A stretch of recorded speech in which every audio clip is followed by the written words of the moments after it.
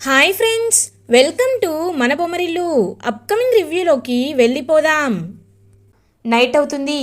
Darshan సమీరకి call చేస్తూ ఉంటాడు. సమీర ఎంతకి కాల్ లిఫ్ట్ చేయదు. ఇదేంటి, సమీర కాల్ లిఫ్ట్ చేయటం లేదు, ఒకసారి ఇంటికి వెళ్ళి చూస్తాను అని దర్శన్ సమీర వాళ్ళ ఇంటికి వెళ్తాడు. వెళ్ళేసరికి రూమ్ డోర్ లాక్ చేసి ఉంటుంది, ఫ్లాట్ డోర్. ఏంటి, సమీర అమ్మకి భయపడి ఎక్కడికైనా వెళ్ళిపోయిందా అని కంటిన్యూస్గా కాల్ చేస్తూనే ఉంటాడు దర్శన్ సమీరకి. దర్శన్ ఒక్కసారి కాల్ లిఫ్ట్ చేయటం లేదంటే ఏంటి అని అర్థం చేసుకోవా అని అంటుంది సమీర. సమీర, నేను నీ ఫ్లాట్ దగ్గరికి వచ్చాను కానీ క్లోజ్ చేసి ఉంది, ఎక్కడికి వెళ్ళావు సమీరా, ఏమైపోయావు అని అడుగుతాడు దర్శన్. దర్శన్ ప్లీజ్, నా మనసేమీ బాలేదు కాబట్టి నా పర్సనల్ పనిపై నేను కొన్ని రోజులు వేరే ఊరికి వెళ్ళాలి అనుకుంటున్నాను. నాకు ఈ టెన్షన్స్తో పడలేకపోతున్నాను. నిన్ను ప్రేమించిన తర్వాతే నాకు ఈ టెన్షన్స్ అన్నీ పట్టుకున్నాయి. మనిద్దరి ప్రేమని ఎవరు ఆపలేరు అనుకున్నాను. కానీ ఆనంద భైరవి గారు 2 సార్లు మన పెళ్లిని ఆపారు. నన్ను ఆల్మోస్ట్ చంపేయబోయారు. ఈ టెన్షన్లన్నీ తట్టుకోవడం నా వల్ల కాలేదు. కాబట్టి వారం రోజులు నేను వేరే ఊరికి వెళ్తున్నాను. ప్లీజ్ దర్శన్, నన్ను డిస్టర్బ్ చేయొద్దు, నీకు దండం పెడతాను, ఇంకొకసారి ఫోన్ చేయొద్దు అని కాల్ కట్ చేస్తుంది సమీరా. అయ్యో సమీర, పాపం సమీర బాధపడుతుంది అని బాధపడుతూ ఇంటికి రీచ్ అవుతాడు దర్శన్. దర్శన్ ఇంటికి రీచ్ అవ్వగానే హాల్ నిండా చాలా సంతోషంగా పువ్వులతో డెకరేట్ చేసి ఇంకా ఒక ప్లేట్ నిండా మెహందీ కోన్స్ అన్నిటినీ తీసుకొచ్చి పెడతారు. శరణ్య, లీలావతి, అనన్య, లహరి అందరూ హాల్లోకి వస్తారు. అమ్మా ఏంటిదంతా అని అడుగుతుంది లహరి ఆనందభైరవిని. రామ్మ లహరి, మీకు ఈ సాంప్రదాయం గురించి తెలియదు కదా. ఒకప్పుడు నేను అక్క మాకు లాభాలు వచ్చినా లేకపోతే ఏదైనా సంతోషకరమైన ఇన్సిడెంట్ జరిగినా ఇలా గోరింటాకు పండగ చేసుకునేవాళ్ళం. ఇప్పుడు కూడా గోరింటాకు పండగ చేసుకోవాలనుకుంటున్నాం. ఈ పండగ యొక్క విలువ ఏంటో తెలుసా? కుటుంబాన్ని ఇంకా ఇంకా దగ్గర చేస్తూ భార్యాభర్తలు సంతోషంగా టైం స్పెండ్ చేసేదే ఈ గోరింటాకు పండగ. భర్త భార్యకి గోరింటాకు పెడతారు అని ఇంకా దర్శన్ శరణ్య వైపు చూస్తూ ఉంటారు ఆనందభైరవి. దర్శన్ ఫేస్ పక్కకు తిప్పుకుంటాడు. ఇంకా శరణ్య దగ్గరికి వస్తారు ఆనంద. శరణ్య రామ్మ అని చెప్పి శరణ్యకి ఇంకా అలా పాపం గోరింటాకు పెడుతూ ఉంటారనమాట ఆనందభైరవి. ఇంకా శరణ్య చాలా ప్రేమగా ఆనంద వైపు చూస్తూ ఉంటారు. దర్శన్ అని పిలుస్తారు. దర్శన్ ఇంకా తనకి నచ్చకుండానే వాళ్ళ అమ్మ దగ్గరికి వెళ్తారు. ఏంటమ్మా అని అడుగుతారు. ఏంటి దర్శన్ అలా చూస్తున్నావు? చూడు, నేను తనకి మెహందీ వేశాను, కానీ మధ్యలో డి అనే అక్షరం రాయాల్సింది నేను కాదు, నువ్వే అని అంటారు. అమ్మా ప్లీజ్, నాకు ఇలాంటివన్నీ నచ్చవు అని అంటారు. నీకు నచ్చకపోతే ఏంట్రా, నువ్వే రాయాల్సింది, భర్తగా నీ బాధ్యత, నోరు మూసుకొని రాయ్ అని అంటారు రాజేశ్వరరావు. ఇంకా వెంటనే తీసుకుంటాడనమాట దర్శన్ కోన్ చేతికి. శరణ్య చాలా హ్యాపీగా చూస్తూ ఉంటుంది. ఇంకా ఆ స్పేస్లో లవ్ సింబల్ స్పేస్లో డి అనే లెటర్ని రాస్తాడనమాట దర్శన్. శరణ్య చాలా హ్యాపీగా ఫీల్ అవుతుంది. ఇంకా అలా ఎవరి హస్బెండ్స్ వాళ్ళకనమాట. రాజేశ్వరరావు ఆర్ అని చెప్పి ఆనందభైరవికి, అండ్ లీలావతికి కే అని చెప్పి, ఇంకా అనన్య కూడా అలా మెహందీ అయితే వేపించుకుంటుంది. హలో, మరి నీ పరిస్థితి ఏంటి అని అడుగుతాడు రోహిత్. అదేంటండి అలా అంటున్నారు, మీరు కూడా ఆరని రాయాలి కదా అని చెప్పి ఇంకా రాపించుకుంటూ ఉంటుంది అనన్య. కానీ మనసులో సంతోషంగా ఉన్న ఫ్యామిలీ అందరినీ చూసి ఈ ఫ్యామిలీలో ఎప్పటికప్పుడు సునామీ సృష్టించాలనుకుంటుంటే ఆనంద భైరవి గారు వీళ్ళందరినీ ఒడ్డుకి తెచ్చేస్తున్నారు. అత్తయ్య, ఇప్పుడు మీరు సంతోషంగా ఉండొచ్చు, కానీ మళ్ళీ మళ్ళీ నేను ఖచ్చితంగా మీపై యుద్ధం చేస్తూనే ఉంటాను. దర్శన్ శరణ్యని విడతీసి ఆ సమీరని మీ నెత్తి మీద కూర్చోపెడతాను అని మనసులో అనుకుంటుంది అనన్య. అనన్య వైపు చూస్తూ ఆనందభైరవి, నీ మొహం తల కింద పెట్టి కాళ్ళు పైకి పెట్టి తపస్సు చేసినా నా కుటుంబాన్ని నువ్వు ఎప్పటికీ ముక్కలు చెయ్యలేవే పిల్ల పిచ్చుక అని మనసులో అనుకుంటారు ఆనందభైరవి. ఇంకా అలా అందరూ హ్యాపీగా మెహందీ ఫంక్షన్ అయితే చేసుకుంటూ ఉంటారు. అప్పుడే కరెక్ట్గా ఆనందభైరవి, ఏవండి మర్చిపోయారా, మాకు చేతికి గోరింటాకుంది కాబట్టి వాళ్ళ వంట చేయడం కుదరదు అని అంటారు. అదేంటి ఆనంద, మరి ఎలా అని అడుగుతారు. ఎలా ఏంటండి, మీరే కలిసి మాకు భోజనం వండించాలి అని అంటారు. ఇంకా అందరూ ఏంటి మేమా అని అడుగుతాడు దర్శన్. అవునరా, ఎప్పుడు ఆడవాళ్లే కదా వంట చేసేది, ప్రతి పనిలో ఆడవాళ్ళు ఎంతో పనులు చేస్తూ ఉంటారు, వాళ్ళు కుటుంబాన్ని, ఇంటిని, అన్నిటినీ ఒంటి చేత్తో మోస్తూ ఉంటారు. అలాంటిది ఒకరోజు వాళ్ళ బాధ్యత మనం తీసుకోవడంలో తప్పేముంది? అయినా దర్శన్, ఈ పెదనాన్నంటే ఏంటనుకుంటున్నావు? వంటలు అదరకొడతాను, రండి వంటలు చేద్దామని చెప్పి ఇంకా నలుగురు, రోహిత్, దర్శన్, కోటేశ్వరరావు, రాజేశ్వరరావు అందరూ కలిసి వంట చేస్తూ ఉంటే ఇటువైపు ఆనంద వాళ్ళ లేడీస్ బ్యాచ్ అందరూ మాత్రం హ్యాపీగా కబుర్లు చెప్పుకుంటూ ఉంటారు. ఇంకా వంట చేసి ఒకరికొకరు హస్బెండ్స్ అందరూ వచ్చి వైఫ్స్కి భోజనం తినిపిస్తూ ఉంటారు. ఇంకా దర్శన్ ప్లేట్తో చాలా చిరాగ్గా చూస్తూ ఉంటాడు. ఏంటండి అలా చూస్తున్నారు, తినిపించండి అని అంటుంది శరణ్య. ఇంకా దర్శన్ శరణ్యకి భోజనం తినిపిస్తూ ఉంటాడు. అనన్య ఇదంతా చూస్తూ ఉంటే శరణ్య చూసావా అన్నట్లు అనన్య వైపు పొగరుగా చూస్తూ ఉంటుంది. ఏవండి, ఇంకొంచెం తినిపించండి అని చెప్పి కావాలనే బిహేవ్ చేస్తూ ఉంటుంది శరణ్య అనన్య దగ్గర. ఇంకా అలా ఆనంద భైరవి ఇంట్లో ఆనందాలు హ్యాపీగా వస్తూ అందరూ చాలా రోజుల తర్వాత హ్యాపీగా టైం స్పెండ్ చేస్తారు ఫ్యామిలీతో. ఇది ఇలా ఉండగా మార్నింగ్ అవుతుంది. సమీర తన సొంత ఊరికి రీచ్ అవుతుంది. విశ్వనాథం సమీరని కార్లో ఫాలో అవుతూ వెళ్తూనే ఉంటారు. సమీర తన ఇంటికి రీచ్ అవ్వగానే ఇంటి బయట ఒక బ్లైండ్ అంకుల్ కూర్చొని ఉంటారు. ఇంకా సమీర అతని దగ్గరికి వెళ్తుంది. నాన్న, ఎలా ఉన్నావు? ఇదిగో నీకోసం మందులు తీసుకువచ్చాను అని సమీర వాళ్ళ నాన్నకి మందులు ఇస్తూ ఉంటుంది. ఇంక ఇదంతా సీక్రెట్గా గమనిస్తూ ఉంటారు విశ్వనాథం. అప్పుడే కరెక్ట్గా ఒక 6 years బాబు పరిగెత్తుకుంటూ వచ్చి మమ్మీ అని సమీరని హక్ చేసుకుంటాడు. ఒక్కసారిగా విశ్వనాథం షాక్ అయిపోతారు. అదంతా వీడియో తీసుకుంటూ ఉంటారు. నాన్న, చింటూ ఎలా ఉన్నావు అని అడుగుతారు. బాగున్నాను మమ్మీ, కానీ నిన్ను మిస్ అవుతున్నాను. నువ్వు ఎప్పుడూ వారానికి ఒకసారి వచ్చేదానివి, ఈ మధ్య రావటం లేదు అని పాపం బాధపడుతూ ఉంటాడు. నాన్న చింటూ, ఈ అమ్మకి నిన్ను వదిలి వెళ్ళాలని లేదురా, కానీ నీ భవిష్యత్తు కోసమే నేను ఆలోచిస్తున్నాను. ఇంతకీ అమ్మమ్మ ఎక్కడా అని అడుగుతుంది. అదిగో అక్కడుంది అని చూపిస్తాడు. ఇంకా ఆ చింటూ అయితే ఇంకా అలా సమీర వాళ్ళ అమ్మ దగ్గరికి వెళ్తుంది. సమీరా, వచ్చావా? రా, నీ గురించే ఎదురు చూస్తున్నాను. మీ నాన్నగారి పరిస్థితి ఏమీ బాలేదు. పిల్లాడి స్కూల్ ఫీజు కూడా పెరిగిపోతుంది. ఏం చేస్తావమ్మా అని అంటారు. అమ్మా, ఒకప్పుడు నేను ఒక వెధవని పెళ్లి చేసుకొని చాలా మోసపోయాను. ఈ బిడ్డని ఇప్పుడు వాడు అనాథగా నా దగ్గర వదిలేసి వెళ్ళిపోయాడు.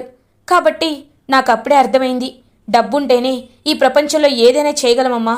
అందుకే డబ్బున్న దర్శన్ని ట్రాప్ చేసి పెళ్లి చేసుకోవాలనుకుంటున్నాను. ఒక్కసారి దర్శన్కి నాతో పెళ్ళైతే ఖచ్చితంగా నేను ఎంత అడిగితే అంత ఇస్తాడు. నేను కన్విన్స్ చేస్తే మీరందరూ కూడా అక్కడే ఉండొచ్చమ్మా. మన అబ్బాయికి, నా చింటూకి ఎలాంటి లోటు లేకుండా చూసుకుంటాడు అని అంటుంది సమీర. ఒక్కసారిగా విశ్వనాథం షాక్ అయిపోయి ఇదంతా వీడియో తీసుకుంటూ ఉంటారు. చూడమ్మా, ఎవడో నిన్ను మోసం చేశాడు, కానీ నువ్వు ఇప్పుడు ఆ దర్శన్ అనే అబ్బాయిని మోసం చేస్తున్నావు. కానీ ఒకటమ్మా, కర్మ అనేది ఉంటుంది, తిరిగి తిరిగి అది నీకే వస్తుంది. జాగ్రత్తమ్మా, మోసం చేయకూడదు అని అంటారు. అమ్మా, మీలాగే పాతకాలంలో మోసం, కర్మ, అది ఇది అని ఉంటే అవ్వదమ్మా. ఇది చాలా ఫాస్ట్గా ఉండే కలికాలం. ఇక్కడ మోసంతో మాత్రమే బ్రతకగలం. అయినా నా కొడుకు భవిష్యత్తు బాగుండాలంటే ఈ మోసం చేయాల్సిందే అని సమీర చెప్తూ ఉంటుంది. ఇంకా వెంటనే విశ్వనాథం అయితే ఆనంద భైరవికి కాల్ చేస్తారు. ఆనంద భైరవి, హలో అన్నయ్య అని అంటుంది. అమ్మా ఆనంద, నువ్వు చెప్పినట్లే సమీరని ఫాలో అయ్యాను అని జరిగిందంతా చెప్తారనమాట ఆనంద భైరవికి విశ్వనాథం. ఆనంద భైరవి ఒక్కసారిగా స్టన్ అయిపోతారు. వీడియో కూడా పంపిస్తున్నాను చూడమ్మా అని చెప్పి విశ్వనాథం ఇంకా తను తీసిన సమీర వాళ్ళ ఫ్యామిలీ మెంబర్స్ వీడియో అయితే పంపిస్తారు. అది చూసిన ఆనంద భైరవి, అన్నయ్య ఇంకా మీరు నిశ్చింతగా ఉండొచ్చు, ఎందుకంటే ఇంకా మీ కూతురు, నా కోడలి భవిష్యత్తు బాగుపడినట్టే. ఆ సమీర ఎంత మోసగత్తో ఇప్పుడు దర్శన్కి ఖచ్చితంగా నేను తెలియజేస్తాను. ఇంకా మీరేమీ బాధపడకండి అన్నయ్య అని చెప్పి ఆ వీడియోని చూస్తూ సమీర, ఇంకా నీ చాప్టర్ క్లోజ్ అని మనసులో అనుకుంటారు ఆనంద భైరవి. ఇది ఇలా ఉండగా మార్నింగ్ అవుతుంది. దర్శన్ లగేజ్ సర్దుకొని హాల్లోకి వస్తారు. ఆనంద భైరవి, లీలావతి అందరూ దర్శన్ వైపు చూస్తారు. నాన్న దర్శన్, మళ్ళీ ఎక్కడికి వెళ్తున్నావురా అని అడుగుతారు ఆనంద భైరవి. అమ్మా, నేను యుఎస్కి వెళ్ళాలి అనుకుంటున్నాను. అక్కడ ఆల్రెడీ చదువుకొని వచ్చాను కాబట్టి అక్కడే ఏదైనా జాబ్ చేసుకోవాలి అనుకుంటున్నాను. కావాలంటే మన బిజినెస్ని అక్కడ నేను ఎక్స్పాండ్ చేస్తాను, నన్ను వెళ్ళనివ్వండి అని అంటాడు దర్శన్. ఓ, అంటే శరణ్యను కూడా తీసుకువెళ్తావా నాన్న? మీరు యుఎస్లో హనీమూన్కి వెళ్తారా అని అడుగుతారు ఆనందభైరవి. అమ్మా అమ్మా అమ్మా, ఎన్నిసార్లు చెప్పాలి? ఇప్పుడు నేను సభాముఖంగా అందరి సమక్షంలో ఓపెన్గా చెప్తున్నాను. నాకు ఈ సమీర ప్రాణం. నాకు శరణ్య అంటే ఇష్టం లేదు. శరణ్యని నువ్వు నాకిచ్చి పెళ్లి చేసావు కాబట్టి నీ కోసమే భరిస్తున్నాను. నువ్వు సమీరని అర్థం చేసుకోవు, మా ప్రేమను అర్థం చేసుకోవు, కానీ శరణ్యని నెత్తి మీద పెట్టుకుని చూసుకుంటావు. శరణ్యే మంచిదని, శరణ్య దేవతని, నువ్వు పట్టిన కుందేలుకి మూడే కాళ్ళని ఎప్పుడూ అడ్డంగా వాదిస్తూ ఉంటావు. కానీ ఒక్కసారి మా ప్రేమని అర్థం చేసుకోవచ్చు కదమ్మా. సమీర్ అది నాది ఎంత నిష్కల్మషమైన ప్రేమో మమ్మల్ని అర్థం చేసుకోవచ్చు కదా. నువ్వు నాన్న కూడా ప్రేమించే పెళ్లి చేసుకున్నారు కదా. అలాంటప్పుడు ప్రేమ విలువ నీకు ఎందుకు తెలియటం లేదమ్మా? ఎందుకు తెలియటం లేదు అని ఓపెన్ అయిపోతాడు దర్శన్. దర్శన్ దగ్గరికి ఆనందభైరవి వస్తారు. చూడు నాన్న, నువ్వు చెప్పింది నిజమే. నేను ప్రేమ వివాహమే చేసుకున్నాను. అందుకే నాకు ప్రేమ విలువ తెలుసు. కానీ అంతకంటే ముందు నేను ఒక అనాథని. ఈ ఇల్లు ముక్కలైపోకుండా ఉండాలని ఎంతమంది విడతీయాలని చూస్తున్నా అని అనన్య వైపు చూస్తూ ఈ ఇంటిని ఏకతాటిపై నడిపిస్తూ కాపాడుకుంటున్నాను. నా తర్వాత తరంలో కూడా నాలాగా ఉండే కోడలు ఈ ఇంటిని ఏకదాటిపై నడిపించే కోడల్నే కావాలి అనుకున్నాను. ఇంకా ప్రేమ విషయం అంటావా? నీ వైపు నుండి నువ్వు నిష్కల్మషంగానే ఉన్నావు. నువ్వు సమీర్ అని ప్రాణంగానే ప్రేమించావు. కానీ అవతల వైపు వాళ్ళు కూడా, అంటే ఆ సమీర కూడా నిన్ను ప్రాణంగా ప్రేమిస్తుంది అని గ్యారంటీ ఏంటి నాన్న అని అంటుంది ఆనందభైరవి. అమ్మా, నువ్వలా ఎలా అనుకుంటావు? అయినా సమీర ఎవరూ లేని అనాథ.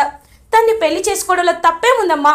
తను మంచిది, తను నన్ను చాలా ప్రేమిస్తుంది. అందుకే నాకు పెళ్ళి అయిపోయినా సరే నా మనసులో ప్రేమని అర్థం చేసుకొని పెళ్లి చేసుకొని నాతో సంతోషంగా ఉండాలనుకుంటుంది అని అంటాడు దర్శన్. అని నువ్వనుకుంటున్నావు, కానీ స్వార్థం కోసం తను పెళ్లి చేసుకోబోతుంది అనే విషయం నీకు తెలీదు నాన్న. నీ కనువిప్పు కలగాలంటే ఒకసారి ఈ వీడియో చూపిస్తాను చూడు అని ఒక వీడియో చూపిస్తారు ఆనందభైరవి. ఇంకా ఏదైతే సమీర తను పుట్టిన ఊరికి వెళ్ళి తనకి ఒక 6 ఏళ్ల బాబు ఉండడం, వాళ్ళ అమ్మా నాన్న పేదవాళ్ళగా ఉండడం, ఒకడు నన్ను ఆల్రెడీ మోసం చేశాడు కాబట్టే నేను ఇప్పుడు దర్శన్ని ఆస్తి కోసమే పెళ్లి చేసుకుంటున్నాను అని సమీర వాళ్ళ అమ్మతో మాట్లాడడం, అదంతా దర్శన్కి చూపిస్తారు వీడియోని ఆనందభైరవి. అక్కడే ఉన్న అనన్య ఒక్కసారిగా మైండ్ బ్లాక్ అయిపోతుంది. ఇదేంటి, సమీర నాకు కూడా ఇదంతా ఎప్పుడు చెప్పలేదు. అమ్మో, ఏదో అనుకున్నాను, ఇప్పుడు ప్లాన్ అంతా పోయింది అని గింజుకుంటూ ఉంటుంది అనన్య. ఇంకా శరణ్య, లీలావతి, కోటేశ్వరరావు, రాజేశ్వరరావు అందరూ ఆ వీడియోని చూస్తూ ఉంటారు. ఇప్పుడు చెప్పు నాన్న, ఇప్పుడు చెప్పు. నీ తప్పు లేదనే నేను అంటున్నాను. నిష్కల్మషమైన ప్రేమ నీకు ఉంది, కానీ అవతలి వాళ్ళ నుండి అది ఉందో లేదో తెలుసుకోవడానికి అన్ని విధాలుగా ప్రయత్నించాలి. ఇప్పటికైనా తెలుసుకున్నావా? సమీర నీ జీవితంలోకి కావాలనే రావాలనుకుంటుందని, తన మనసు నిండా నీపై ప్రేమ కాదు, నీ వెనకున్న ఆస్తిపై మమకారం, స్వార్థం ఉందని అర్థమైందా అని అంటారు ఆనందభైరవి. ఒక్కసారిగా కుప్ప కూలిపోతాడు దర్శన్. ఇంకా చాలా బాధపడుతూ ఉంటాడనమాట దర్శన్. పాపం శరణ్య దర్శన్ దగ్గరికి వచ్చి ఏవండి అని దర్శన్ని చూస్తూ ఉంటుంది. ఇంకా దర్శన్ శరణ్య వైపు జాలిగా చూస్తూ, శరణ్య, నేను నిన్ను తప్పుగా అపార్థం చేసుకున్నాను. మాయ వైపు పరిగెడుతూ నా భార్యగా నువ్వున్నావనే విషయాన్ని మర్చిపోయి ఈ ఇంటినే ముక్కలు చేయాలి అనుకున్నాను. నా స్వార్థం కోసం, నేను ప్రేమించాననే ఒక మాయ కోసం ఈ కుటుంబాన్నే వదులుకోవాలనుకున్నా నీచుని నేను, దుర్మార్గుని నేను అని పశ్చాత్తాపడుతూ ఉంటాడు దర్శన్. నాన్న దర్శన్ అని లీలావతి, కోటేశ్వరరావు అందరూ పాపం దర్శన్ దగ్గరికి వస్తారు. పెద్దమ్మ, పెదనాన్న, అహంకారం తలకెక్కి పెద్దవాళ్ళైన మిమ్మల్ని కూడా తూలనాడాను. నా మాటలతో మిమ్మల్ని బాధ పెట్టాను, నన్ను క్షమించండి అని నమస్కారం పెడుతూ ఉంటాడు పాపం దర్శన్. నాన్న, కొడుకు ఏదైనా అంటే తల్లిదండ్రులు బాధపడతారా? మా బిడ్డే కదా అని వదిలేస్తారు. నిన్నెప్పుడూ మేము వేరే వాడిగా చూడలేదు, మాకు పుట్టిన కొడుకుగానే చూసుకున్నాం నాన్న అని అంటారు లీలావతి. అమ్మా అని ఆనందభైరవి కాళ్ళు పట్టుకుంటాడు దర్శన్. ఒక్కసారిగా ఆనందభైరవి పాపం ఎమోషనల్గా చూస్తూ ఉంటారు. అమ్మా, ఎప్పుడైనా కన్న తల్లి కన్న బిడ్డల బాగు కోసమే చూస్తుంది అంటారు. నువ్వు ఎంత వారించి చెప్పినా నేను నీ మాట లెక్క చేయకుండా ఆ సమీరని ప్రేమించాను. నాకు బాగా బుద్ధొచ్చింది. నా జీవితం నాశనం అయిపోకుండా కాపాడావు. నీ రుణం ఎలా తీర్చుకోవాలమ్మా అని ఆనందభైరవి కాళ్ళ మీద పడతాడు దర్శన్. దర్శన్, ఇప్పటికైనా నువ్వు తెలుసుకున్నావు. సమీర నిజస్వరూపం ఏంటో తెలుసుకున్నావు. శరణ్య చాలా మంచిది నాన్న. నీకు శరణ్యకి మధ్యలో ఇంతకు ముందు వచ్చిన అపార్థాలన్నీ కొంతమంది సృష్టించినవే. అవన్నీ అబద్ధాలు నాన్న. శరణ్య ఎంత మంచిదో ఒక్కసారి శరణ్య గురించి మంచి మనసుతో ఆలోచించు. అప్పుడు నీకే అర్థమవుతుంది అని దర్శన్ చేతిలో శరణ్య చేయి పెడతారు ఆనందభైరవి. ఇంకా దర్శన్ పాపం నవ్వుతూ ప్రేమగా శరణ్య వైపు చూస్తూ ఉంటారు. ఫ్యామిలీ మెంబర్స్ అందరూ దర్శన్ శరణ్యని అర్థం చేసుకున్నందుకు హ్యాపీగా ఫీల్ అవుతారు. కానీ కోపంతో రగిలిపోతూ ఉంటుంది అనన్య. మీ పని ఇలా కాదు, నాకు టైం వస్తుంది, చెప్తా, ఖచ్చితంగా నా సంగతి ఏంటో చెప్తా అని అనన్య కోపంగా చూస్తూ ఉంటుంది దర్శన్ శరణ్య వైపు. ఇలా ఎపిసోడ్ ఎండ్ అవుతుంది. ఫర్దర్ ఎపిసోడ్ రివ్యూస్ ముందుగా మీకు కావాలి అనుకుంటే మా ఛానల్ని సబ్స్క్రైబ్ చేసుకోండి. Thanks for watching.